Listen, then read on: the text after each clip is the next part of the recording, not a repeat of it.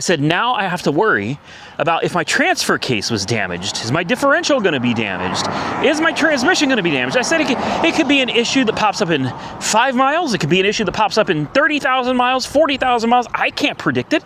I don't know. I said, all I know is the factory book on this truck says you can't tow it that way. And he was like, please tell me they had dollies under it. I said, no, they did not. And I showed him the video, and he was like, he got angry.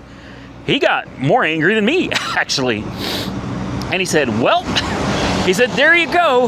He said, looks like we're going to put a transfer case in. And I told him, I said, wait, man, hold on. Maybe there's a solution. I told him I'm actually considering trading it, because I was actually like actively talking to Tony while I was there. I was like, Tony, man, please, can we just get me out of this? You know, Tony had been saying that for a while.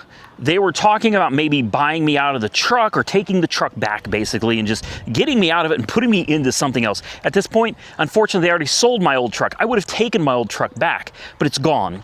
So I'd have to trade into something else. And at this point, I don't even care. Just nothing with a hurricane. Nothing with a hurricane. And I told Tony, I said, here's the other thing. I am not eating any negative equity on this truck because I drove it 5,000 miles.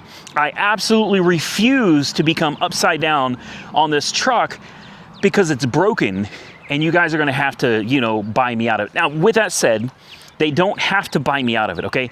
The dealership, a lot of people think that somehow the dealership is responsible for this mess, and they're not. The dealership has no obligation to me or you after the sale, other than to maintain and manage the warranty issues that arise. And that could be any dealer. David Stanley is literally not on the hook for anything. They're not required by law to do anything to help me out of this truck. It's not their fault that the truck is a dud, all right? That's not their fault. So if they were to let me out of it and take the truck back, buy the truck back, that's nice of them to help me out, okay? Don't misunderstand. They don't have to do that, and they don't have to do anything to help me at all other than handle the warranty claims as I bring them in and repair them to the best of their ability, or admit that they can't repair them, at which point I file a lemon law claim. Here's another comment that I've seen